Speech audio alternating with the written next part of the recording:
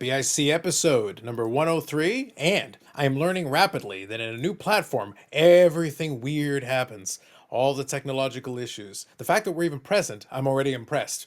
I'm Dr. Carlos, and there's Eric Sanderson DeHoor. Yeah, there was, there's been some funky things going on since, you know, half hour or so ago when we started trying this. We'll work the bugs out. We'll be fine. Mm-hmm. So in this episode, if everything doesn't crash and burn horrifically, a Hindenburg-like ending, if you will, I will talk about a couple of different things that I'm going to relate to, and this is the 1,000th episode, any kind of video on this YouTube channel ever. I'm going to get to that in a second. But first, we're going to go to the intro song, and hopefully it works. Cross our fingers. That and more on this episode of the BIC Podcast.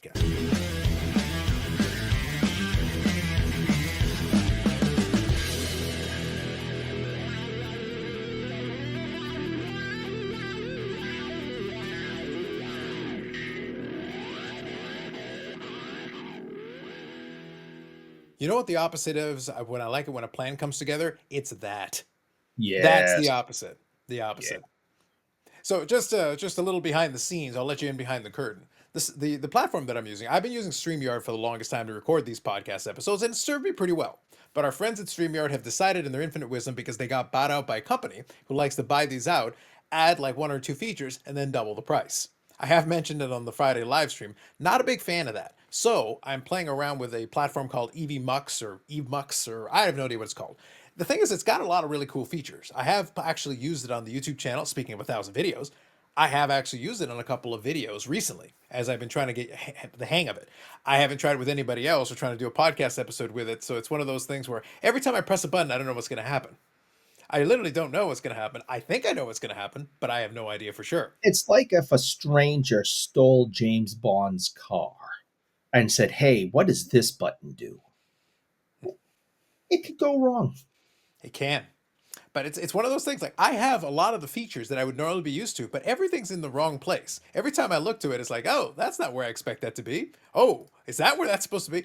And that's it'll be on the cutting room floor, but maybe I'll include it as a blooper later. The part where I'm sitting there looking for a video that isn't going to play because it's not there. Always a good start. Always a good start. But nonetheless, a couple of things I want to touch on here. But first, I did mention a moment ago that this is the 1,000th video on this very YouTube channel. That is right there, very exciting. Almost to the excitement level of this. 1,000! Wow. Sensational. See, I haven't lost all my powers. They're misplaced. Certain things sort of work, other things don't work. By the way, here's a little bonus for you. Do you know where that audio clip came from? Connor McDavid. That was the Connor McDavid 1,000 points. But you see, but I don't think they were talking about 1,000 points for Connor McDavid. They were talking about 1,000 videos. That is true. Anyway, a couple of things I want to touch on though. For the most part, the big theme of this one, I'll let you guys know here as we get into this and try to get back in the hang of it with this setup, is that I want to talk a little bit about 1,000 videos in. So that's going to be the title of this one. 1,000 videos in, I have learned a lot of things, both good and bad. The way this segment, this little niche that I'm in here, learned a couple of different things, had a lot of experiences, and picked up a lot of things along the way. And definitely there's been an evolution. On the thumbnail there, I do have a little collage of some old episodes, some old thumbnails. One thing that definitely is going to be a work in progress is developing the thumbnails. But some recent events and recent things have kind of motivated me they've rekindled a fire within me to go back and reach to some of my previous tact. 3 a.m. Carlos may make a comeback. I'm just saying I may be 5% less mature in my videos going forward. Fear me, Eric. Fear me. And while Eric doesn't know the reference, I think they forgot about Dre. And they're going to remember. Oh, I'll make sure they remember. No more Mr. Nice Carlos. Let me tell you, 1,000 videos in, it's like, you know what? I'm done being nice, Eric. I am done being nice. I get no more Mr. Nice Guy. That's from Alice Cooper. But the Dr. Dre stuff, I can't say I understand the reference. This is very unfortunate. It's just tragic, really. But nonetheless, we'll figure it out. So, couple of quick hitters here off the top. We're not going to spend too much time talking about sports on this one. For the most part, I do want to focus most of my attention on the content piece and a couple of things that I've learned along the way. But the Packers did win. Our other teams did lose, but the Packers did win. I like that they defeated the Bears because I do enjoy the continued ownership of the Chicago Bears, but I will say that wasn't exactly the way you drew it up. So here's another reference for you. This reminds me a lot of Rocky 2, where Apollo Creed says, "I won, but I didn't beat him," and that's basically what it felt like. It's like, yeah, it worked. A block field goal. The whole thing with the Bears though in field goals is going to give them a complex, and that part I like. That part I think is very funny. But and a win is a win. A win counts. Not the prettiest, it's not the traditional beatdown that we were kind of hoping for and expecting. But hey, look, at least it gives them continues to give them a complex about the whole field goal thing. Anytime you can, have a Bears Packers game, they're hated. They're hated rivals, and they've been at this thing for like 100 years. So I'm sure the fans enjoyed that, and you know, I don't think either team is Super Bowl caliber at the moment, but it's still a Bears Packers game, and it's a big deal. So I'm sure the fans enjoyed it. Indeed. You know what else was a big deal, at least in Canada? And by that I mean specific parts of Canada. This past weekend was the Grey Cup. And I know, Eric, that you were there. You had a Grey Cup party. You probably had a Grey Cup hat. A fancy I Grey had Cup hat, no I less. had my Argos hat on. Oh yeah, I was all about the Argos. Yes. But here's the thing. I do want, there's a reason I want to bring this up. So I have a kind of a love-hate relationship with the CFL. I want to give a little background on this. So the thing is, I actually don't care for the CFL at all. However, whenever I decide to make fun of the CFL, I have complete street cred on this because I have attended almost every configuration of game that is possible, right from the exhibition and different types of exhibitions in different locales, including multiple different types of stadiums all over the Ontario and into Quebec area. So it's one of those things where there have been a lot of different ones because even at one point, the Hamilton Tiger Cats, when they were getting their stadium renovated, I visited the old Ivor Wynne Stadium and was at many games during that, and the newer Tim Hortons Field. Both versions of that I've been to. I was at the last game at Ivor Wynne Stadium, back because my buddy is a big Hamilton Tiger Cats fan. And I've also been what's that? I said somebody has to be. Somebody has to be. But I was also a season ticket holder for the Toronto Argos for 2 years. Now, the reason I did that, I think I've shared the story before, but I'll just repeat it quickly. I'm giving my bona fides for the CFL to get to my point here. But I did it because the 100th Grey Cup was approaching. And because I figured that they would give preferences to the season ticket holders that were there for more than one season, I used strategery. So I actually got season tickets the year before the 100th Grey Cup season. And it turned out I was correct because you would only get one ticket if you literally got your season tickets that year. But if you had had it for multiple years, you could get more tickets. And I was able to get a small set of tickets for myself and my associates to go attend the 100th, the Centennial Grey Cup, which I attended in person at the Sky Dome. And that was a Toronto Argonauts win as well. So I do have, again, some bona fides with this. Here's the part Hmm. that is interesting to me. Again, it's CFL, and I understand that. But I got to tell you, you know what's interesting to this? Do you know how many Grey Cup championships the Toronto Argonauts have won? 7. Close, but no. Try 19. Yeah. 19 championships. They have won 19 championships. As a matter of fact, they have won 9 since I've been alive. That's actually pretty good.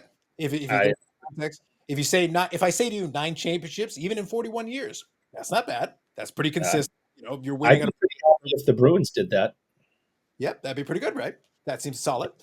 Much to the chagrin of a lot of the Western teams. As a matter of fact, I think, from what I understand, one of the stat lines was that they played the Winnipeg Blue Bombers, and apparently the Toronto Argonauts have beaten the Blue Bombers every single time they played in the Grey Cup.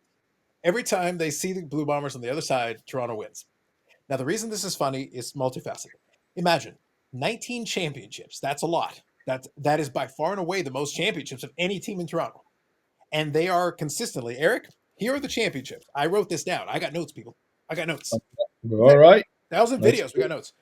The Toronto Argonauts, in my lifetime, won the championship in 1983, 1991, 1996, and 1997, 2004, 2012, 2017, 2022, and 2024.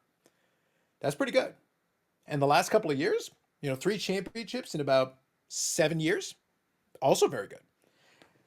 And yet, the majority of the masses, do you think they care in Southern Ontario for the most part? Oh no, no, no, no, no, no, No. Can I interest you in 19 championships, 9 in my lifetime? They are far and away the most successful team in Toronto, and they have the lowest average attendance in the entire league. I've told you this before. I've been to one Toronto Argonauts game at Skydome back in 1999, and I walked in for free. They I had think you overpaid. they had the doors open, and my buddy and I just walked right in. And I'm I think like, you overpaid, sir. yeah. So, yeah, they don't have great attention. They will let you come in for free just to it look like there's more people there. Yeah, that's been an issue over the years. I will say it's better now than it was because there was a time period where legitimately they were lucky. Today, I think this past year they averaged about 15,000 per game. The stadium they're using though is the BMO Field now. They don't use the Skydome anymore. They use BMO Field, which is just over where Exhibition Place is. It's actually a good location, by the way, just for the record. It is actually a good location. It's right beside the train track, and people can come in and out. And actually, it's got a lot of hubs that you can get in and out of that area if you want to. And now they've got in that area a lot of restaurants and things nearby. So it's actually a good spot. When the weather's agreeable, it's not a bad place to be because you can go over to Liberty Village. There's some nice restaurants. You can go get a bite to eat, go get a drink, hang out, and it can be a good in-game experience. Is it an indoor or outdoor stadium? So this is an outdoor stadium. So they do have Oh, that.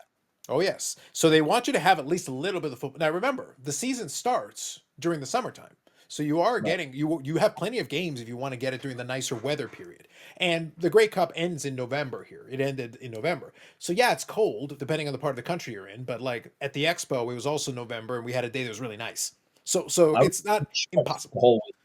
Yeah, so it's not impossible to get agreeable weather. Again, depends on where you are. And also, Toronto, if Toronto wants to host one, they're going to do it in the dome most likely. Or they'll do it like in an indoor venue like that. And BC, I think they did it in BC this time, and BC is an indoor venue. So it's a dome. So you're fine.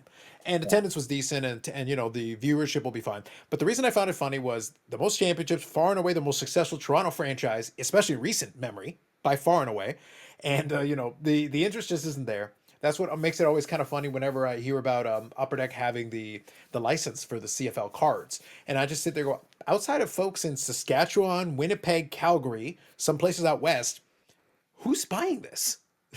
Who is interested in this property? Because it's very regional. It's got to be very specific places that have the interest in this. Nonetheless, congratulations to the Argos, and I know for a fact there are legitimate Argo diehards. So for those folks, congratulations. Hey, a win's a win, man. You win the championship, you win the championship, and they are far and away the most successful franchise in that league. So to their credit, they managed to win, and they won, I think, with their backup quarterback.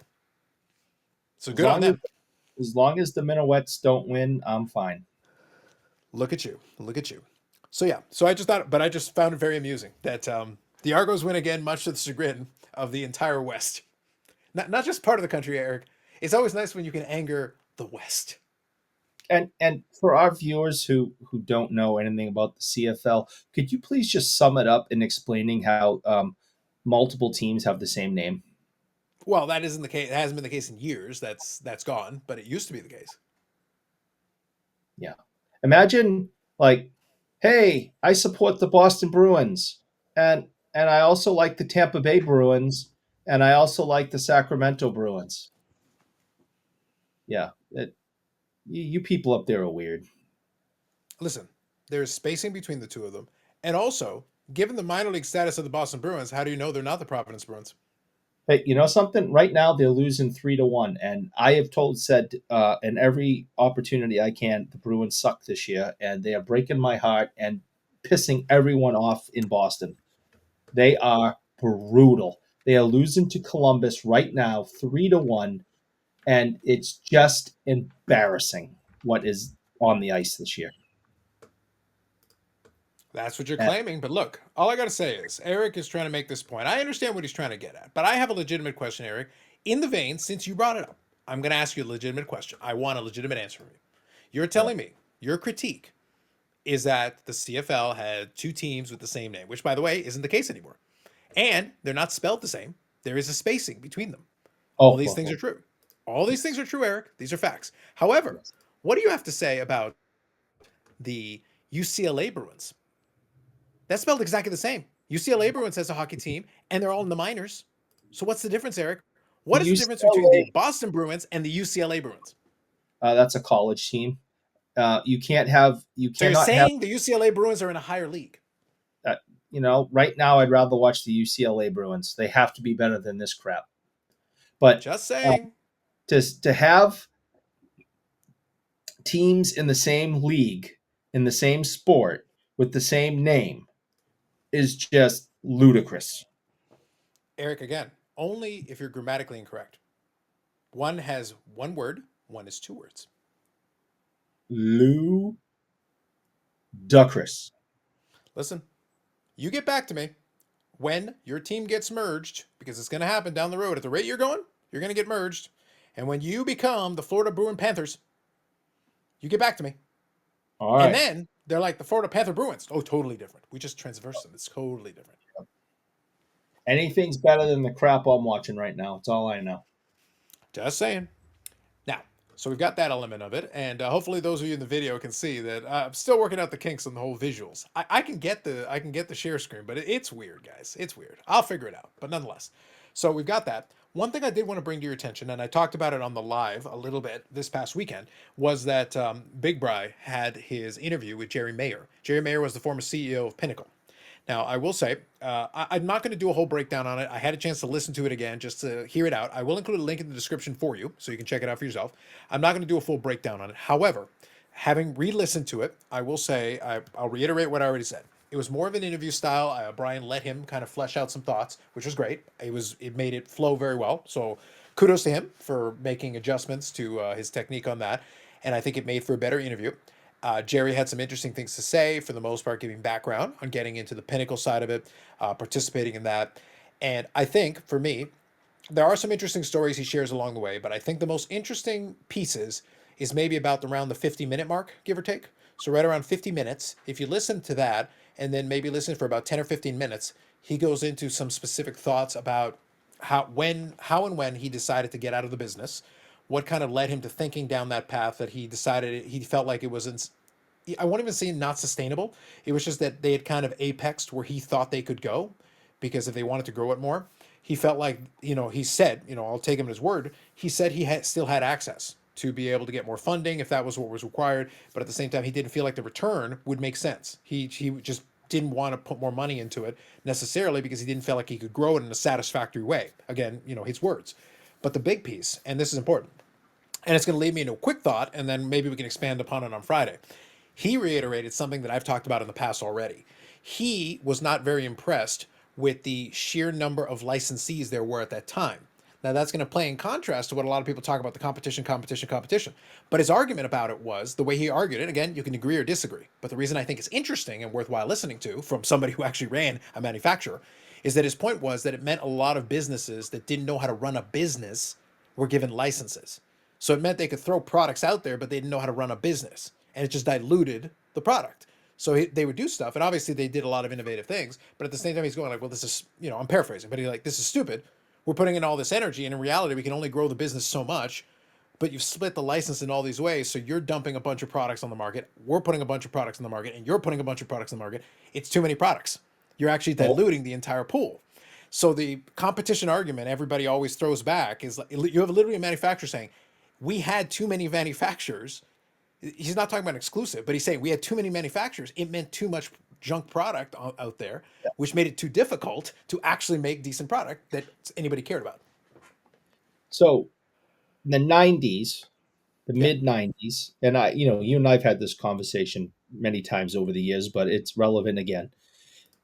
Early to mid 90s is when I gave up on modern.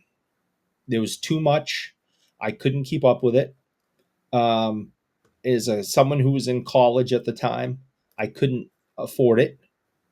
Getting every single product, breaking boxes, grabbing wax, trying to get every single Wayne Gretzky card, every single Bruins card, every single whatever. Then we had jersey cards being invented, and autograph cards and serial number cards, and the prices were crazy. I could not keep up, and that is when I made a decision to go vintage, and I've never looked back.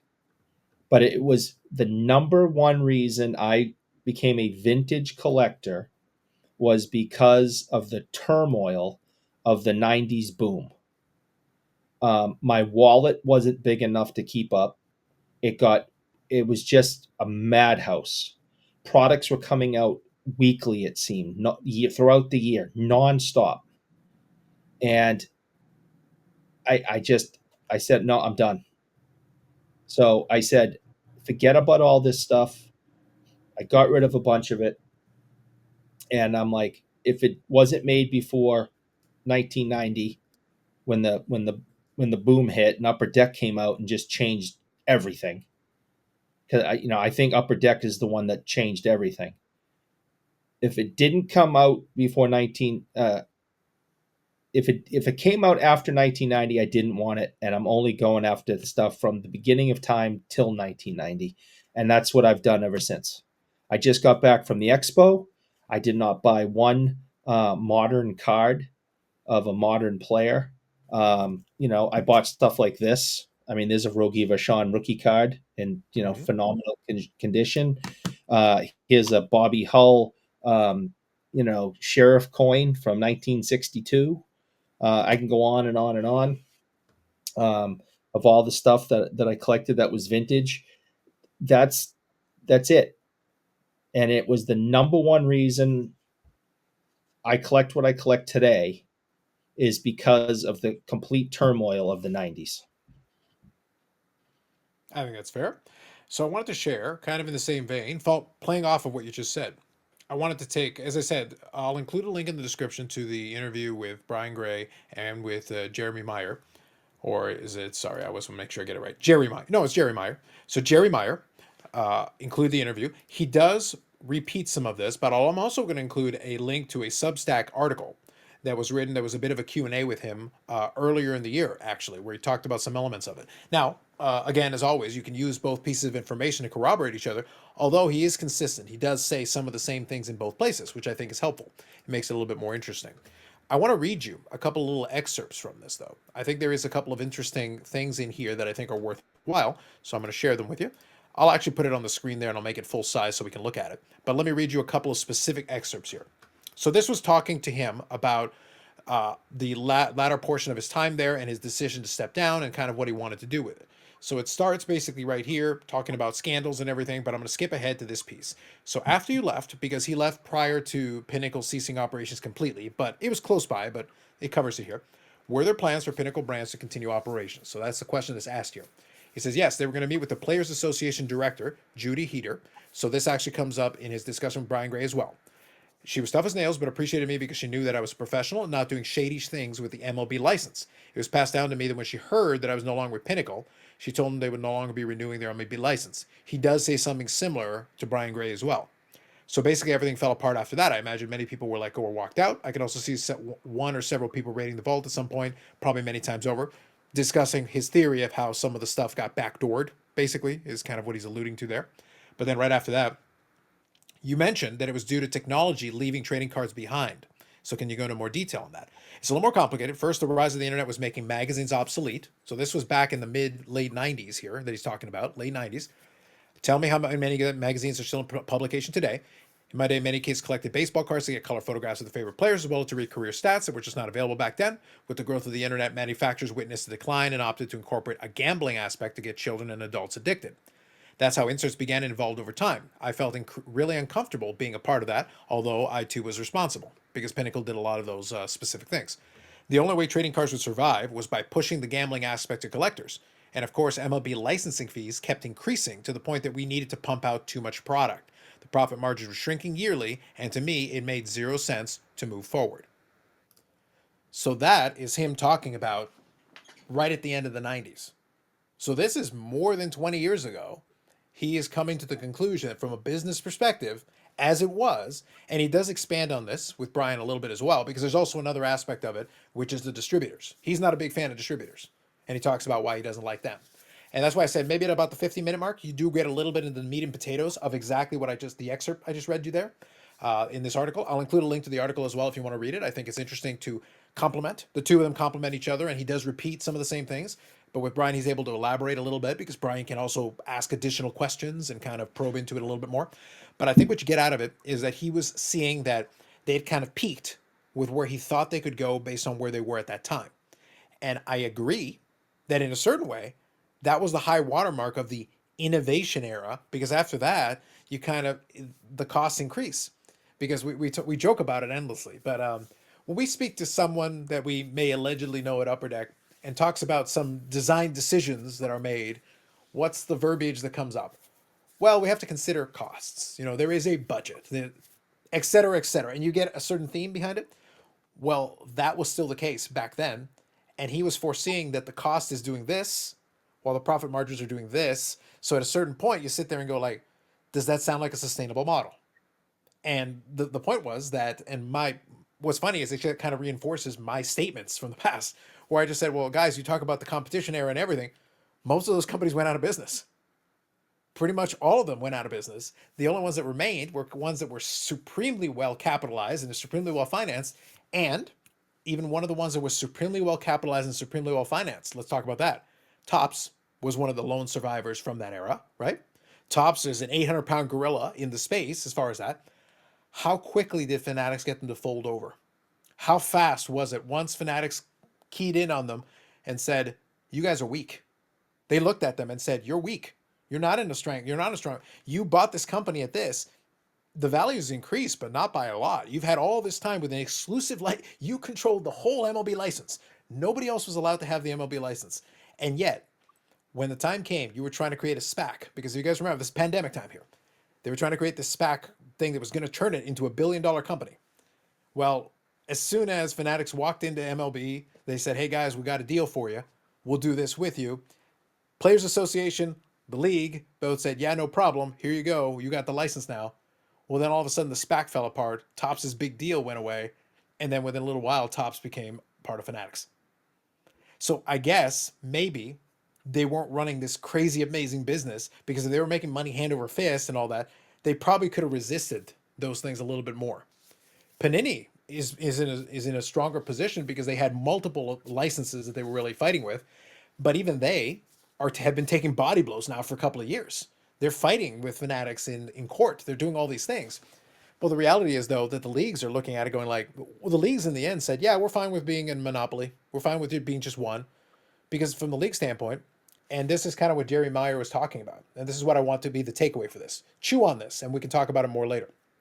The point was, and this is Jerry Meyer talking about the late 90s. He was saying that multiple licensees sounds good. I'm paraphrasing. But he goes, a lot of these companies weren't well-run companies. It didn't matter that they were trying stuff because they needed to survive. Their goal was just to survive. But at the same time, while it gave innovation, it also meant these companies were basically shortening their own lifespans. They were guaranteeing they weren't going to be able to last in the long run. The long haul, Pinnacle fell, it got bought out, then its assets got rebought, then its assets got resold, and it has moved a couple of times. Today, you can still see some of those brands. Those brands are under Panini. Panini bought the company that bought the company that I think bought the company. It might be 3 layers of bought. So it wasn't one. So the point is, it didn't work. For all the wonderful innovation and the competition, everything, in the end, all it did was just kill everybody off and then left you with the monopoly anyway. And eventually, Panini's licenses are going to run out too. And when that runs out, guess what? You're going to have one 800-pound gorilla in the room that's more like an 8,000-pound gorilla now. Now, whether they can make money or not, that's on them to figure out, because they're really the only one left in town. And one thing they're going to do, which Jerry Meyer in this conversation and with Brian Gray likes, is controlling the distribution piece, because that's key. You control the distribution piece, you cut out those guys. So those guys are going to get cut out of the loop. And don't be shocked if, and it's been talked about, we're not the first ones to mention it. Don't be shocked if a lot of the LCSs get cut out too, because in reality, if you can't control what they're doing and how they're presenting your product and how they're selling your product and the margins and everything, then maybe you don't provide them any access to it. Maybe you say like, no, you guys are out. We're going to have the Fanatic store, and the Fanatic store is where you buy all the boxes. It's entirely within play. We've talked about it before, but all I'm saying is the stuff from Pinnacle, I think is good timing to have this conversation again, because these are recent. The written interview here is in 2024, earlier in the year, and Brian Gray's thing is the last week or so. So I think it's interesting that the CEO of Pinnacle was able to provide that interesting feedback and background on why he got out of the business back then, over 20 years ago. And a lot of those reasoning, the gambling, the increased cost of it versus the shrinking profit margins. Eric, doesn't that sound familiar? Yeah. Yeah. Sounds like nothing's changed. All we did was change. We add a zero to the end of everything, but it's Right. the same. It's the same basic math. Yeah. And when it comes to fanatics, you got to remember the golden rule. The one who has the gold makes the rules. This hobby is not, um, it doesn't get overlooked on by the government. There's no laws or legalities or rules or saying how this hobby needs to work. So if fanatics, continues to grow, they don't have to do things the way things have been done for 50 years. They can change everything up, like you just said, and say we're going to have a warehouse in every single state. And if you're a shop owner and you want product, you're going to have to make an appointment, show up with a check, and load your car up from our warehouse, or whatever they choose to do, because they can make whatever rules they want. There's no government agency, keeping an eye on the hobby, saying that fanatics can't change the way things are done. And all the distributors that take their cut, and before they get to the shop where they take their cut, and that could all go away. And I I honestly don't know if that's better for the hobbyist or not. If you take someone out of the middle and they're not raising prices, technically your price as the hobbyist should go down. But the other problem is fanatics or your local card shop or whoever sees that you as the hobbyist have been paying these high prices. Why would they lower the price for you? Wouldn't they just continue to keep the prices this high or even higher, and they would just get a bigger piece because they took the middleman out? So there's no motivation. Products are flying off our shelves right now at Sports World. I mean, we can't keep stuff in stock. We have people just walking right over to where we keep the wax, picking up a box, putting it down, handing the credit card, picking it up, and walking right out the door. And then, I kid you not, this one guy came back 3 times today. Right. So I think I want to actually elaborate on this a little bit more, because this is a great Friday topic, because we can expound upon it and get everybody else's feedback in it. I want to make a couple of quick points, though. Number one, you don't have to agree with the damn word I said, please, and don't, by all means, don't. The only reason I brought it up and I wanted to present it to you, and I do recommend, check out the interview, listen to the man talk through it himself. And again, you don't have to agree with what he says either.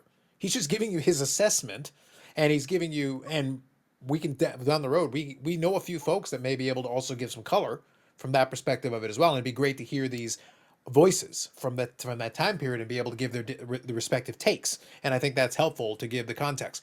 But I just think we had a business case study in that 90s period where we had all those companies, all those licensees, we had all that stuff, and it didn't work in the long run. And part of it, and again, I think he touched on it. I think he actually said the thing, which really made me happy, because I was like going to be the meme, vindication, all this time. I've been literally saying these, but to me, it was self-evident. To me, it was kind of obvious. It's like, I literally watched it play out. Well, why didn't it work? Well, because yes, the consumers had all these options and there was all these great ideas, but every time you do one of those things, it costs more money. And unless you're selling enough product to actually make the money back, eventually you're just throwing money into the boat, and the boat has a hole in it and the boat still sinks. It doesn't matter how much money you throw at it, you're not actually fixing the boat. And that was the problem that a lot of these had. It wasn't a sound business strategy. It was great marketing. It was amazing product for the consumer for that short window that you got it. It was great while it lasted. The problem is that while it lasted, it was not a sustainable long-term business plan, but it was good for a couple of years. It was really good. Like I think they made 100 million or 120 million a year for a little while there. Think the mid 1990s, Eric. 120 million a year. That's a lot of money, right? That's a lot of money. Yeah, but now imagine, and he threw out a number again. We'll never know what the exact number was, but he threw out a number and said, well, we were paying like 40, 50 million in licensing fees. Well, if you're making 120 million and you're paying almost half of that in licensing fees, how much money are you really making, Eric? That doesn't count the cost of manufacturing and the tools and if you And, own the manufacturer, the cost of tools, the cost of materials. How much money are you and actually making? you haven't paid your employees yet. Yeah, You that know, doesn't actually sound like good maths. We always joke about the maths. you That need a sounds like warehouse. atrocious maths. You need a warehouse. You need keep the light, pay for the, electricity. And back then those printers were running day and night, so there's a lot of electricity. Yeah. So bottom line, all I'm getting at, again, degree or disagree, completely okay with whatever, with either. Any takes, I'm happy to hear them. The only thing I'm saying is that I think there's a lot of folks that spend a lot of time trying that believe magically if you said, all right, more competition, like whatever the licensing fees are today. Obviously, Fanatics has this, co-ownership deal and everything. But pretend it wasn't a co-ownership deal. Say they said $250 million a year. I'm just making up a number. It doesn't matter what it is. So they say, all right, $250 million a year. All right, but we want 3 or 4 licensees. More competition. Okay, cool. The leagues and the Players Association say, wait, so we're making 250 million a year. Again, I'm just making up numbers. They mean nothing. So we're making that. Okay, but how many licensees do they want? They say we can get 3 or 4. Okay, so 3 of them. Okay, charge them 100 million each. That's cheaper, right? But wait, we're actually making 300 million instead of 250. No matter what, the number is going to end up being higher in the end. So what they'll do is they'll just split it amongst, or they'll say 150 million each, and you'll be like, but 150 million each, that's a lot of money. It's like, yeah, but it's less than 250. You guys said you wanted in, right? But there's 3 of us. So that means you guys are making $450 million a year now. And we have to make enough product to get our money back from this. So that means Fanatics was making 40 products a year. That means in order to make it worth for us, we have to make 30 products a year. But wait, then you guys are going to make 30 products a year. And then you guys are going to make 30 products a year. So we just went from 40 to 90. Yeah, That and that's seems what like happened. more. That seems like more, not less. And that's what happened in the '90s, and that's Or what. you increase the price. Or you make 20 products and you jack up the price and you double it. Or you do something And, wacky to try to make the math work. and from what I see at work every day, people are going to pay it. We just had products come in today, that are 300 and something dollars a box, and people are coming in. People have been looking for this stuff all weekend. They come in like literally running into the front door. Do you guys have this in yet? No, we don't. Monday. Oh, all right. Moments later, someone else goes, do you guys have so? No, Monday. All right. Well, today's Monday, and people came in for it. $325 a box. It was Upper Deck and Green, probably.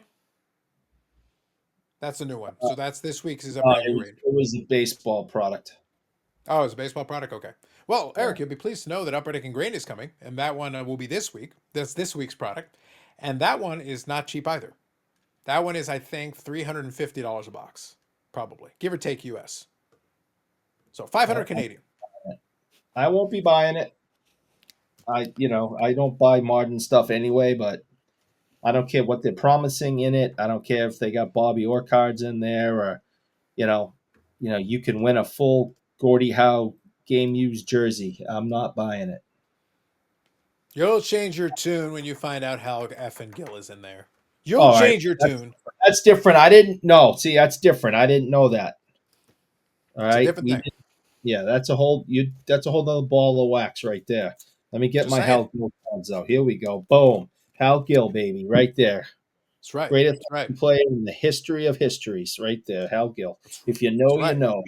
If you watch the show, you know. So I hope you all enjoyed that. So that was our amateur hour business analysis. So thanks to Big Bri for doing the interview that gave a little inspiration to it. I thought I wanted to take a little bit of time talking about it. Again, you don't need to agree with a single thing we said. That's completely fine. But just understand hopefully you understood the logic though, the reason, the rationale behind what I was going for and what I was trying to add in there, because it's what we've talked about in the past. To me, the theory behind this hasn't changed. My opinion hasn't changed because as time goes on, it's nice to hear it from someone else, someone that was in the industry at that time, running one of the companies. But again, it is just their opinion, But at the end of the day, they're the ones who made the judgment call of how long to stay in it. Their feeling was that it wasn't sustainable in the long run, and Pinnacle, obviously, in the end, didn't hang around. But most of the players that were around in that time are all gone. Pacific is gone. Leaf, they all got rolled in. All those brands got rolled into smaller and smaller amounts of hands until basically all that's left is today. Today, Leaf exists, But Leaf is this, unlicensed kind of third-party brand. It exists. It's there. Speaking of Brian Gray, but today it's run by other ownership. But it exists still. The brand still exists. Panini has a bunch of other brands that they own in addition to having, but their licenses are going to run out in the next little while, the next year or two. And Topps is ramping up under the Fanatics banner. They're going to have all these different sports, all these different licenses. And we talked about Upper Deck briefly. Well, Upper Deck has already lost a bunch of its licenses. They've got the hockey license still. They're good partners with the NHL. The NHL still seems to like what they're doing, but at the same time, example, they lost the Marvel license. That's heading over, I think, to Topps. So I think they added the DC license, so that's there, but it's something else. So it's one of those things where they've got certain licenses, but then they've lost other ones. Panini is about to lose the WWE license. I think in the new year it's going to go over to Topps. So like, there's a lot of shuffling. A lot of these licensees and brands and products are all shuffling all over the place, but into less and less hands. So it's going to be, the landscape is going to be very interesting in the next couple of years here. We've been able to see it as it's been developing the last little while, but none of it should come as a surprise. So that's our little amateur hour business breakdown, at least some opinions about it, brought to you by AMG Collectibles. See, now I got a different scrolling banner. It's not quite the same banner. I'm still working on it. Work in progress on this one. So amgcollectibles.ca and the AMG Collectibles YouTube channel. We're going to have the podcast episode dropping on Wednesday on that one. So this will be dropping on a Tuesday. The podcast episode there will drop on a Wednesday. We'll be talking about the new 23-24 Upper Deck Ingrained Hockey. That's going to have the Connor Bedard's in there, so that'll be the chase for that one. So it is 23-24. It is a Connor Bedard issue. I've already got the pictures and the mock-ups and everything already queued up for those guys. We'll go over the checklist a little bit. We'll talk about it. They do have some Medano cards in there, much to my chagrin. They've got some Medanos in there, so I'll be looking at that portion of the checklist. So they've got veterans, they've got new people. The Bedard chase is on for that one. It is not a cheap product. It is a very high risk, high reward product.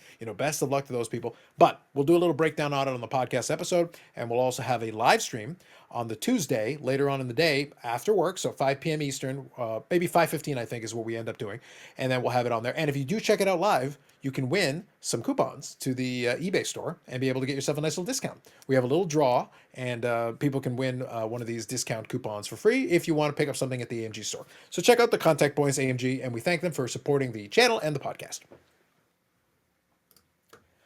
All right.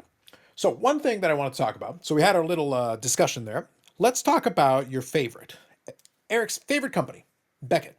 The CEO has gone back to prison. So unfortunately, I think Eric is going to be left in charge now. So we're going to make the jokes about it. I'll tell you what, we'll talk about it in more depth. The overall, I'll do a little read from the article and everything. I will do that on the Friday live stream. But let me ask a simple question. It is for fraud, $2 billion fraud, I think is what it ended up being, this ridiculously huge number and everything, but prison and all that. So here's the question. Dr. Beckett did it on his podcast. He did a little like, it's not me. My name is Beckett, but it's not me. It's the other guy. It's another guy. It was funny. I actually listened to it, and literally he was pointing out, like, just so we're clear, I sold the company 20 years ago, and then they sold it. Like, I'm several degrees of Kevin Bacon removed from it. That's basically what he's getting at. But he did want to make sure he talked about it. But here's the question. Serious question, since we're being 5% more mature. Is this finally the impetus that actually gets Beckett sold? Because we make the jokes about, look, I actually think to me, the Beckett brand is dirt. I could not hold it in less regard, personally. At this point, like, I have no use for it. Just let it die, as far as I'm concerned. But there are diehards. There are people who cling on to it, like, with dear life. So there is clearly still some equity to it. There is clearly still some equity to it if someone was able to purchase the assets and start running it like a company. So in theory, obviously the brand is not completely dead. So in theory, there is some value if someone is able to just actually start operating it like a company. So does this actually get it sold this time? Just to reiterate, we talked about this on Friday, that there were a good amount of people at the Beckett booth at the expo a couple weeks ago, and we made fun of it and cracked all our jokes, but there were lines of people there. People still hold that company with some regard and do business with them. I don't know why. It's not something I would choose to do, but people do it, and there were lines throughout the 4 days. In regards to, is this what's going to do it? Regarding the sale, It really depends on the parent company and where they are financially. Because yes, the owner's back in prison, but back means he was there before. Hmm. Um, the company, the parent company, continued to run. I assume profitably because they didn't start dumping all their companies and corporations and trying to get money at that point. Um, when it gets to the legal procedures and him paying money back, which I believe he's agreed to do, um, does that mean selling some of these smaller companies so he can pay off his debts and fines to get himself out of the jam that he's in? I don't know. It really depends on the parent company's finances, and are they affected by this clown's uh, continued criminality and him going back to prison? If it is, then yeah, they're going to have to sell off stuff. They're not going to have a choice. If it isn't affected, then I don't see why they would. Yep. Now, one other wrinkle I'll add, Dr. Beckett in his podcast, I think, alluded to this as well. And I think one thing that is going to be a factor in this as well is the current climate in terms of the companies outside of that. So even if Beckett was interested in selling, even if, and I think there was an allusion to, I think Simon 466 mentioned that at some point there had at least been some discussions internally, potentially about maybe making it available for sale. I forget exactly how it was phrased, but I think there was some, at least they were exploring the possibility because it's one of those things. You don't have to put up the for sale sign. You can still put out some feelers. You can ask questions and let people at least tell you if there is some interest. And there's different ways of conducting business. You don't have to specifically put up a for sale sign, for the world to see. But one thing that I think is going to be a factor, and I think it was something that was discussed in that podcast episode, was that right now, today, reverse engineer it. Look at the players. Does collectors need another brand? Not necessarily. Right now, between SGC and PSA, they've got two very strong brands. The number one and the one number two in the space for the most part in a lot of categories. SGC still has a lot of cachet. There's still a lot of fans of the Tux. So if they keep that operating profitably and everybody's happy and SGC Pete is doing his thing, I don't see any reason why they couldn't let it do its thing as long as it's being profitable and they're making money on it. PSA is getting the most cards graded every month. They're doing very well in that piece as well. So adding another element, Beckett really wouldn't add anything to it other than just make people look at him and go like, are you guys building a monopoly here? So it would actually be almost damaging potentially to them. It would be a bad look for them to enter that space. And how much value could they really get out of whatever assets that Beckett has? So it might not be of any value to them. Another potential, CGC. Would there be any value in it for them? Well, from a branding perspective, clearly CGC, for me, has done almost everything right in terms of having a nice looking holder. The grading, for the most part, I've been pretty happy with it. They've got the integration with ComC and things like that to make it easy to grade there. If you were in part of the collectors club and all that, per card, it is the cheapest grader of anybody that has any legitimacy in the space. So like it feels like there's a lot of things that should be working in their favor that seemingly don't, and they have pretty deep pockets. They've actually got decently deep pockets. And correct me if I'm wrong, but they're the company that's working with JSA now. So That's right. they also That's another have thing. Yeah. so they have a third party authenticator when it comes to autographs now that's respected throughout the industry. Yeah. So really, the only thing that a Beckett could add to them is it might give them a little bit more of an inroad on the sports card thing, because despite all of Beckett's other mistakes, there are still sports card people like basketball folks that still like the Beckett holders and stuff like that. I'm not a big fan of the Beckett holder, never have been, but there is, like I said, there is clearly still some audience for this. So it's maybe that's a possibility. The only other possibility out there really would be, again, so same vein. Let's go through the usual suspects. Fanatics, could that be another pillar that they could add to their thing?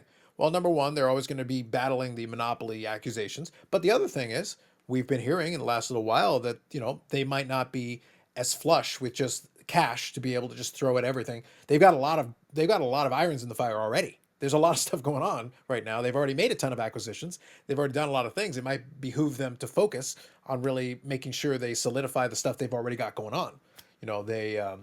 They've canceled several of the different card shows that they were going to do. So maybe that's a category that they're going to get out of. Well, that's fine. It's not the end of the world, but then they can still make money doing some other stuff. So if it's not making money for you, you may get out of it in order to allow yourself to focus on the categories that are making money. Every time they do one of those tops now things, they can make a couple of $1,000,000 basically just like that. So there are things that are working for them and that they're being very profitable. Why keep stuff that isn't working for you? So would buying a grader, while it might give you that other category, would it make sense for you to put that money down on it now? Or even if you wanted to, maybe just wait. Because if no other suitors show up, if nobody else comes over with cash, maybe you buy it at a depressed price. So I just wanted to give a couple of the usual suspects and maybe why they may or may not be interested. Just some food for thought here. But I feel like there's no urgency for anybody to buy it. And I don't know if there's any urgency, to your point, depending on what the finances are of the parent company. Maybe there's not urgency to sell it. And there's one more wrinkle I'll throw in there that I've talked about in the past. Here's my question. If I was going to be a buyer for the Beckett brand here, I only want the grading department. I don't want the other stuff. To be honest, I'm not. I think the website's clunky. The price guide thing is dead. I'm not a big fan of the database. There needs to be completely overhauled. The media arm is kaput. So in reality, the only piece of Beckett that is of any value to me potentially is the brand itself and the grading component, and because at least you've got the stuff there. And the autograph authentication. Sure, but those are like the only pieces left that are like, and the autograph authentication and the grading piece are kind of attached. And Beckett shields, because these Beckett are Shield, sure, of course, Beckett Shield, of course. Yeah, these are actually good. Yeah, they're pretty solid. But do you get my point though? Like, I don't want the whole company. So my point here is I don't want the whole company. There's certain specific pieces that would interest me more. So if I was a buyer, I'd be like, yeah, I'll take the grading, I'll take the Beckett Shield, the authentication thing. That sounds great. Leave the rest of it, leave the rest of it off the card. I don't want it. Yeah, you can keep the rest of that. I don't need that stuff. So I don't know. It's just speculation on our part, but I would be curious if this was a thing that finally pushed it closer to something happening with that. But I think it's a weird climate because, like I said, I think Fanatics right now may not be as aggressive with the acquisitions as they have been, just because there's other stuff going on for them, and they got to make sure they don't put themselves into too many play. They're already very leveraged. They're already very extended. So you may not necessarily want to keep extending before you've really nailed down some of the profit in some of these other categories. Just some thoughts. Just some thoughts to some food for thought out there. All right. So I wanted to touch on that. One more thing here that I wanted to touch on this one. Oh, and by the way, this entire time it's completely slipped my mind. Again, this new setup is completely throwing me for a loop right here. I did want to mention that Brandon is actually having his anniversary with the missus, so we wanted his marriage to continue. So we thought you do your thing, all good. Originally, Eric was going to stalk some hockey players somewhere. Like he was going to be in the bushes, and he said he was going to have dinner, which is in the bushes, having dinner, watching with binoculars, trying to get close enough to see if he could actually pretend he's hanging out with them. Okay. I was supposed to have dinner with Hockey Hall of Famer Brad Park this evening, but some wires got crossed, and it's now been moved to tomorrow night. So, because uh, those plans changed, I then was lucky enough to come get home and do this. So tomorrow night, hopefully wires won't get crossed, and I will be with him having dinner. Sounds like Brad Park finally figured out how to evade Sanderson Orr. We got to teach these techniques to Marcel. Yes. I meant Marcel, the other day. no, no. Marcel and I are like two peas in a pod. We're just besties. More jokes to come on Friday. So I wanted to make sure we touched on that. That is the reason Brandon is not here. And that's actually why we're not doing the card of the week this week. I apologize. I did intend to bring it back this week, but the scheduling didn't work out for us. But we will bring it back. I've got one on standby. I know the guys have their own, so we will bring it back, and it will be a community post on the channel, as it has been. But we're like right now, to be honest, it's probably for the best. Right now, everything is proven to be a lot more difficult for me to get on the screen than is normally the case. So let's figure out. Let's get the kinks out on this one. We'll get the kinks out on this one and see what we can do. And I'm going lowbrow. I am going Brandon level on the next one. Again, listen. It's about winning now. This has become a real competition. He has, brought this show down to belly of the snake level, and you could have gone with depths. You could have gone with depths. And I am If that's what it takes to win, I'm all in. Shameless. Truly shameless. But yes, so that is Yeah. where Brandon is, and that is where the card of the week is. They will both be back next week. And we wish a happy anniversary to Brandon and the missus. So we want to make sure they can enjoy that. And then he can chill, and then he'll still be married by next week. So, kudos to you. So I think that'll work out. And I'll All let right, last everyone thing. know on Friday how my dinner went, because I know Perfect. everyone is going to just be on the edge of their seat, waiting to find out. So I will They're let going to everyone. want to know if you cut yourself on the shrub. As he's hanging in the shrubbery in the dirt, hanging out. Did you cut Well, yourself? Did you cut yourself? hopefully he doesn't have rose bushes with thorns and stuff. Hmm. I hate when they do that. I see. I see. Very well. All right. So last one we're going to talk about here on this episode. Like I said, I titled it 1,000 videos later because it is 1,000 videos on the channel. Now, not all of them have been sports card videos, but for the most part, basically since around 2018 is when I started focusing on sports card content. But the majority of it, the bulk of it has been. So I've kind of enjoyed doing that, but also I've been able to observe since then, since 2018, a lot of change. So that's over 6 years now. 6 years now I've been doing this thing. And between that, the live stream has been going on for years now as well. There's been a lot of evolution in the space. We've seen different waves of things. And I was kind of, I wanted to think about and talk about a little bit, kind of where I'm seeing things now. I think we've settled in, and I've alluded to it over the past couple of months, but I want to kind of encapsulate it into a specific conversation here. And I've noticed that I think we very much settled into a certain space because one of the key drivers before in the past was the newsy stuff. There is still a place for that, but I think we've all gotten acclimated to it. And I remember maybe a year or two ago, I asked the question if at some point when record prices were being broken, maybe this was like 2 or 3 years ago, maybe now it's been a while, but I remember when we were doing record price, record price, record price. I did allude to because I skipped a couple of those, and I said you're going to notice, and I believe that eventually the audience just gets they lose the impact. At a certain point, we can't make the numbers big enough for it to like come off the page the way it once did. $1 million sale was a big deal, and then a $2 million sale, and it's like a record sale, $3 million. Well, now at this point, so much money has been spent at this point that we've lost sticker shock on a lot of it. So you lose that shock factor. So what do? You move on to another thing. Well, then we got the scandals. We still do. Like we still have them pretty regularly. There was a little run there of all the different robberies at the card shows. There's always a little thing here and there. But then after a while, it's like, yeah, about the 15th time, you know, does it have the impact it once did? Well, no, you got to move on to the next one. You got to move on to the CT scans was a fun one. We had that going on for a little bit. That's still around. It didn't go away, but at the same time, people got used to it. They made their jokes. They got used to it. Some people freaked out. Some people didn't freak out. And then we moved on to the next one. So the news side of it is this constant one-upsmanship. You're constantly trying to find the next thing to garner the reaction from people. So that has a shelf life.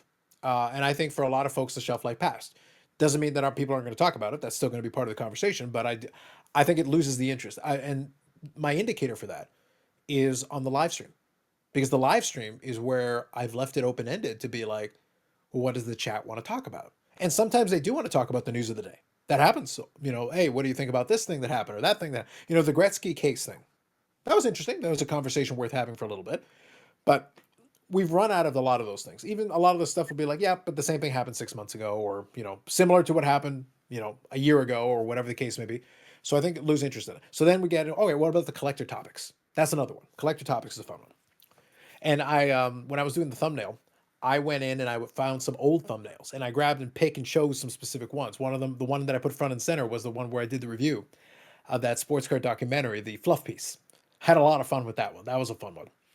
But I also grabbed some thumbnails of some old stuff that I put on there, some old videos that I did where I talked about how I built basically a path or a system for my collecting, how I put things into different buckets. I remember doing a whole graphic for that and everything back then.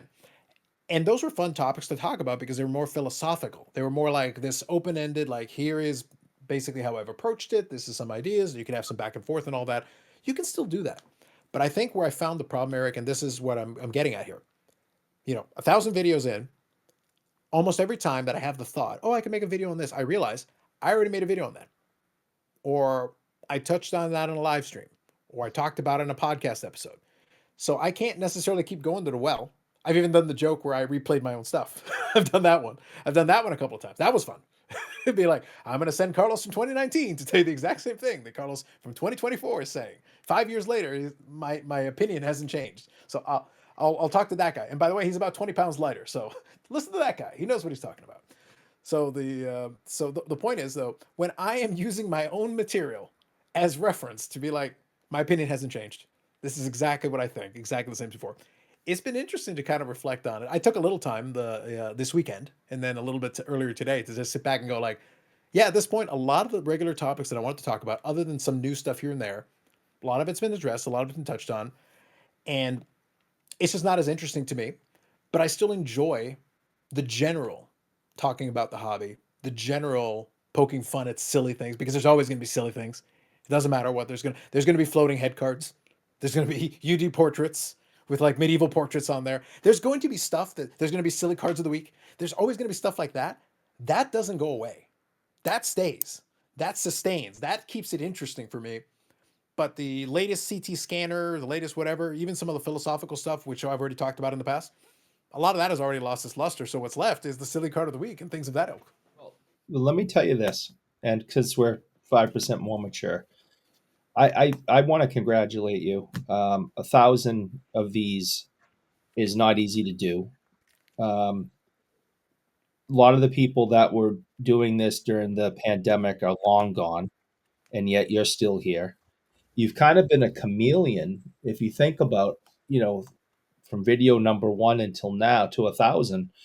You started off doing, you know, um, movie reviews by yourself, Those are the old ones. The old ones. and then it And with was, my brother as well. And with my brother as well.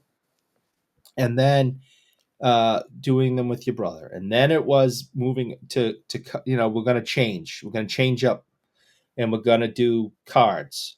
All right. And so we're doing that by ourselves. And then it's, I'm going to start bringing like one person on and, having a serious conversation about a subject matter.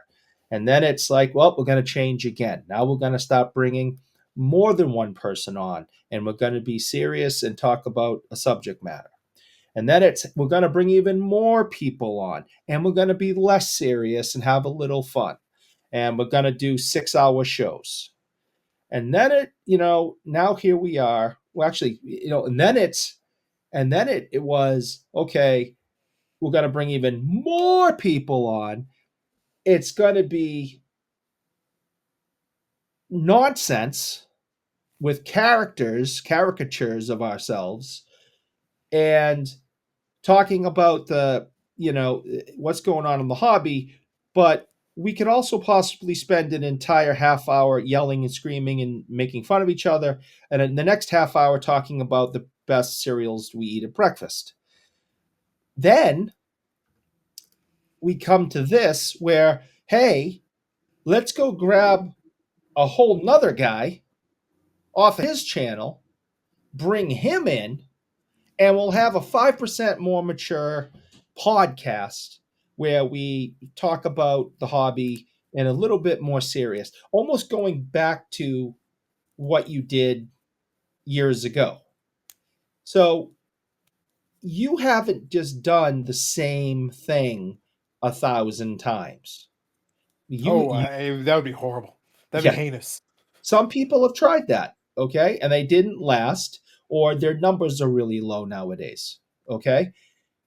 You have changed when you've needed to change to continue having, 50 people, in the chat at one time, having, after dropping a video a week later, it's been viewed 300 times.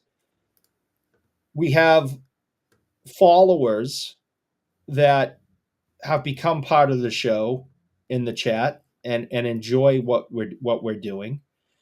And I think that's the impressive part. And although it's because I'm Carlos and you're the skipper who steers the ship, you've allowed me and Bobby and Yannick and Brad and Brandon to come on and be really an equal partner. Um, we all joke and all that. And on Fridays, again, caricatures of ourselves. where you And in fairness, for the record, I'm probably only like 5% off, like what I am when you turn off the camera. Like it's like very close. It's shockingly right, close.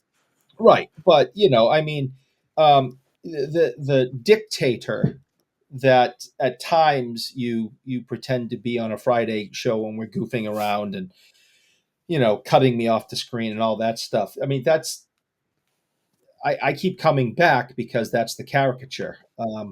You have been very open with all of our ideas and allowing us to bring our own thoughts and feelings and bring other people in. I mean, we now have a non-sport correspondent who's joined the show once or twice.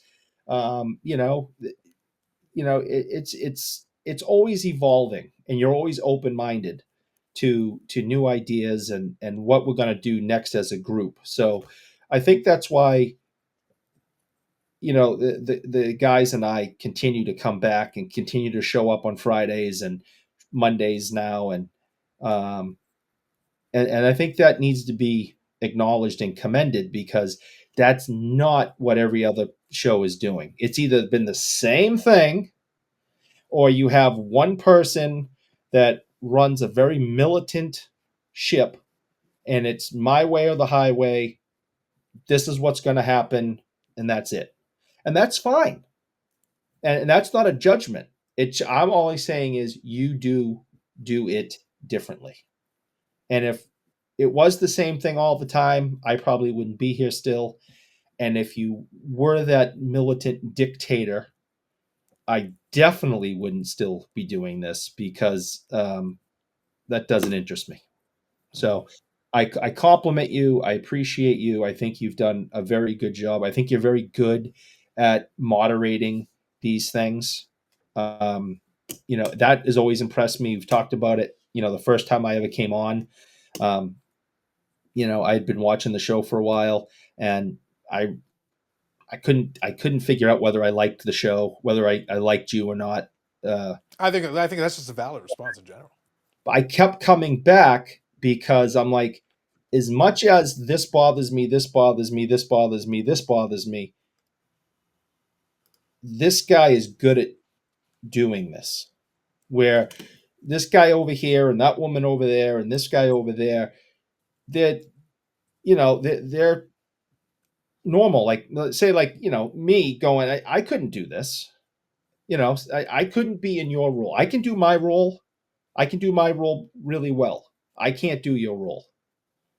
And I think most people are like me. And so I think you're really good at doing what your role is on this. And that's what kept bringing me back, bringing me back, bringing me back, because I could see how good you are at this. And that was interesting to me. And then you There you go. called me and everyone else in the chat a bunch of wimps, we'll just say. And I had to stand up for myself, and I wish I hadn't, because now it's been like 4 years of this nonsense. I was about to say, and by the way, I stand. You're always still whips. Whatever it was, I was probably right. But nonetheless, I thank you. But I think we should check with the studio audience.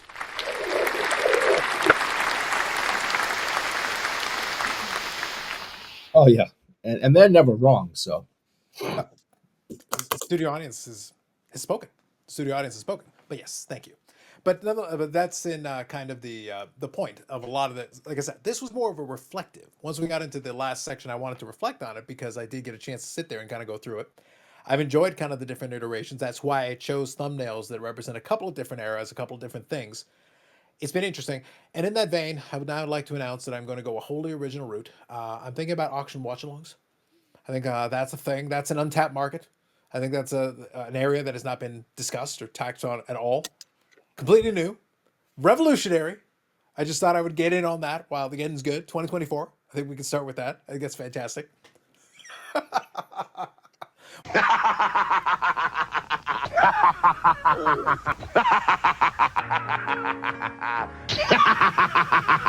Still got that button.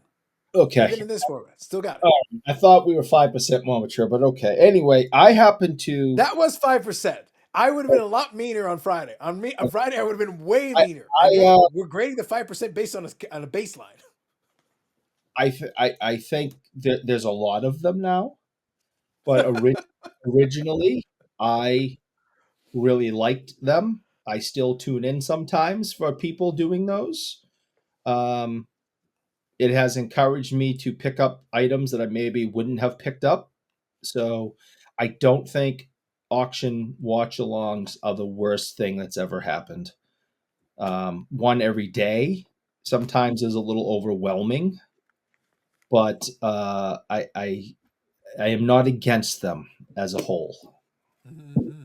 I feel that you're suggesting that I was directing that at anyone in particular. I don't I believe I was. I I believe that am was a general statement. about my opinion of auction watch alongs, and I can enjoy them at times, and I have, and I've purchased things due to them that I think I purchased this item, which I'm really glad I did, from a certain somebody's auction watch along some time ago. This is out of 15.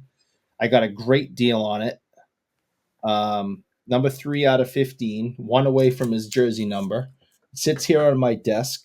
And if it wasn't for auction watch alongs and certain somebody, that wouldn't be sitting there. So, but I don't need one every day. That's my Indeed. opinion. I do not need to watch a different auction watch along every single day. But every once in a while, I enjoy it. Indeed. Indeed. So I think my big takeaway from all of this, above all else, is that I do want to go back. One thing that also was something that I was thinking about as I'll start winding her down. We're going to make this a little more truncated episode, but I do want to get back. Next week, we'll be back to a regular length episode. But I did want to finish with a couple of more thoughts on it. So that was my general, the overview of kind of it, looking at those episodes, watching the landscape. One thing that I think has been interesting that I'll be observing with the going of time is there has been a renaissance with the vintage card guys. Uh, and I'm good with it because obviously there is a niche for it and there is an interest in it. It was funny because on the Friday we were talking with Bobby and it said, and I did get one comment in there. I'll read it on Friday, and the comment basically was encouraging Bobby to do like a vintage hockey card version of it, like a podcast specifically to that. And if you remember, my exact words were the reason why I pointed it out is I said, I think you can pull it off. Not even him specifically, but I'm just saying in general terms. I think there is an audience who's interested in varied. You've got two ways you can go. You can go broad or you can go super niche. And if you go broad, well, then you're trying to hit on as many categories as possible, but then you really do need kind of a structure. It can't be willy nilly. Friday is a hangout. The reason the hangout thing works is because it's open ended, it allows for a lot of movement. Interesting stuff can happen. Sometimes you'll get guests that you weren't planning on when you originally started the program. And then you'll get them, and maybe they'll have something interesting to say. It drives conversation, it drives engagement. It's all part of that piece. That's why I like the Friday because it's organic. It's this thing where maybe I've got literally a handful of bullet points, maybe at the beginning, and by the time we're done, we can go in a bunch of wacky directions, and that's perfectly normal. This is a slightly more structured version where I've at least got a couple more things that I want to key in on and really focus on in more depth. So I think that has allowed that to be different. But one thing that I specifically want to get back into a little bit is that I do want to have a couple more of those collector conversations. Not all the time, but I still think there is room from time to time to reach out to someone that has more of a direct understanding in a certain category. Maybe they collect a certain type of thing, or they are participating in the hobby in some way that maybe they can offer some insight, some interest in it. That's where I think there's some value there. And I still watch a lot of content. So that's the thing where I enjoy observing it. That's why I like trying to see how things have evolved and changed. And I can see these little mini trends. And the reason why I said the vintage thing has been interesting for me is that now you've got this roving audience. The best way I can describe it, it's like this cluster, this audience that will go from video to video to video. And then when you look at the comment section or you watch a live stream, you see the same cast of characters literally move from this channel talking about vintage on this channel. And then we'll bounce over and talk about vintage on this channel. And we'll talk over bounce. Now, the only thing is that it's actually become a pretty sizable block. You can actually see this block moving around. But at the same time, it's like, but all you guys are doing is just interchanging the components of it. So the person who did the live stream here will then rejoin the block to go watch the live stream over here, and then that person will rejoin the block, and it's like it's literally this cluster. It's kind of interesting the way that's developed. But again, that's what happens when you niche down. When you niche down, that it's going to be the audience is going to be.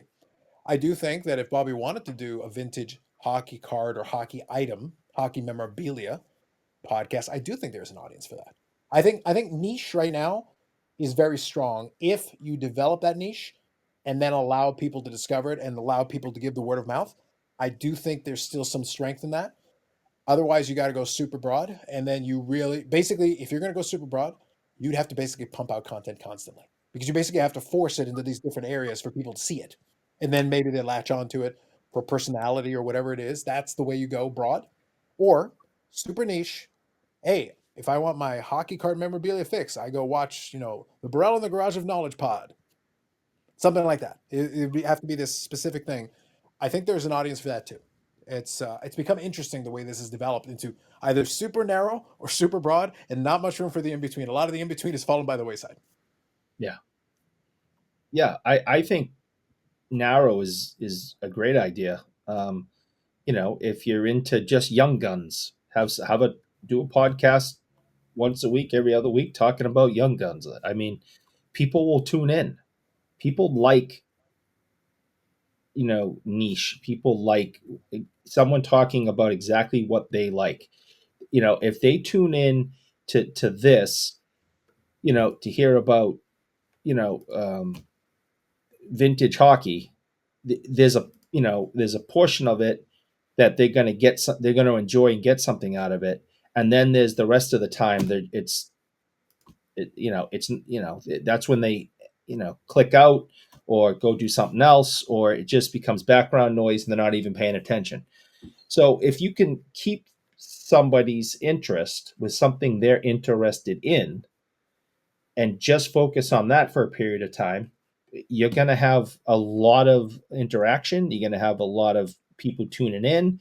Oh, I can't miss that because it's Bobby and the Garage of Knowledge talking about vintage hockey items and cups, with Bobby with his face on them, and he's going to tell me all about them and what to look for and how to get them, and that's interesting. I So still think that I think you should lean into the Garage of Knowledge thing. That's one of my favorite things. yeah, so I think niche is the way to go. So whether it be vintage baseball or hockey doodads and odds and ends, I mean whatever it is, I think it's great. I mean I know it's I think hard for they're us sometimes to do these shows and the Friday show sometimes because it's like, what are we going to talk about? It's Monday, we got to talk about something. It's Friday, we got to talk about something. Most of the time, it's very easy, but every once in a while, we're like, if you're going in and your subject is vintage hockey, vintage baseball, modern basketball, um, inserts. Welcome to the Insert Podcast where we talk about insert cards. Okay, that's all we're going to talk about. I think people, people are going to like that. Collectors are going to like that. I think it's been a proven model, and I think that's kind of where things sit right now. So that's mainly me getting out kind of my thoughts on where things sit right now. This is what I've been observing. I do still watch a ton of content, even if I don't always comment or respond. I do watch a lot of the stuff out there. I try to, not as much as I did at one point, but there's also less of it, so I think it's kind of balanced out. I still feel like I watch a pretty good chunk of what's out there, and try to skim through it some to different degrees. My one commitment that I'll say. So this is what I'll kind of close in on here. I want to thank everybody who has participated, who has engaged, who has left comments or hit the likes and done all that stuff because it's been encouraging to watch the growth of the channel.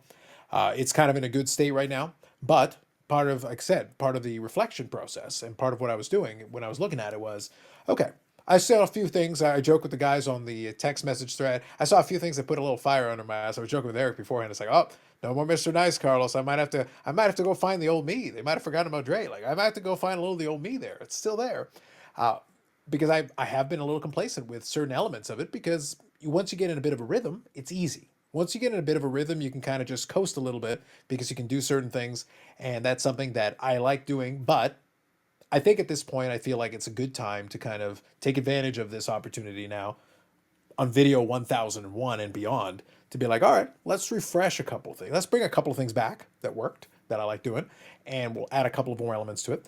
One thing that I think I'll touch on, and we'll talk about more maybe on Friday, I have reached out to some folks, and what I would like to start seeing is I want to start seeing a couple of old faces and a couple of new faces on the Friday Live. So I'd like to mix it up a little bit and throw a couple more wrinkles in there. And I do have some ideas for some stuff I'd like to do with the podcast, since now there's certain segments that are actually very nicely set up, that I'm a big fan of. I want to add a couple of wrinkles to it that are going to make fun. Dare I say production values? Dare I? Dare I? Maybe. Maybe. I've got some ideas. The point is, it's nice to have some ideas. And it keeps it fresh. It keeps it interesting. And it's nice to have, it had built into a good flow. But I think it's time to throw a couple of monkey wrenches into this thing and make it a little bit interesting. Have a little fun. I'll give it a try. I'll ride along as long as I can. Oh, I have some ideas. We'll come up with something. Don't worry, y'all. I'm sure you do. Trust me. No. No.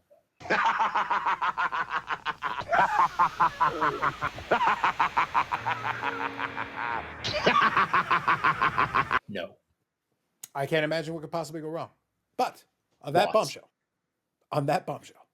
that is this episode. 1,000 videos in BIC episode 103. Thank you to AMG for supporting. Thank you to AMG for supporting the channel and the podcast.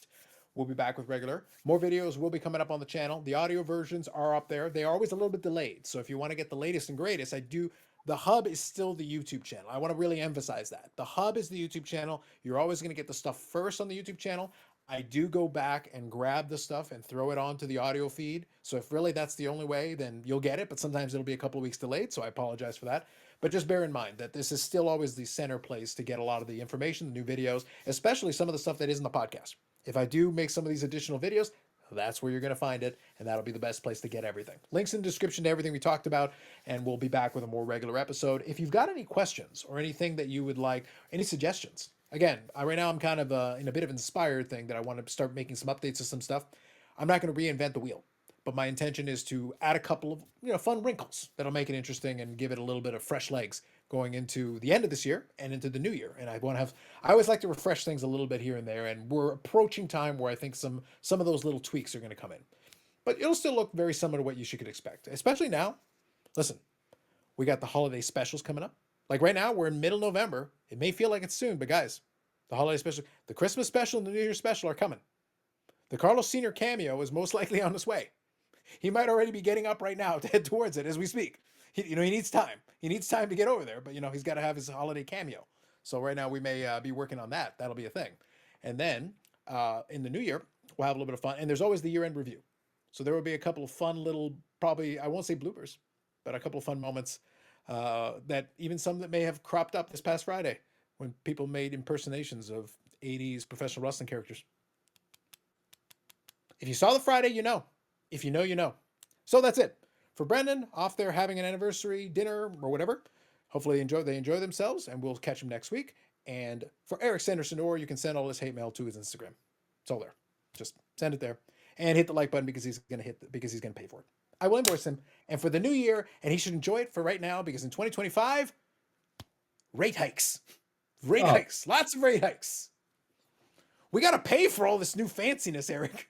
This place doesn't pay itself. Oh, God. Yep. So that's it for us. We'll catch you in the next one.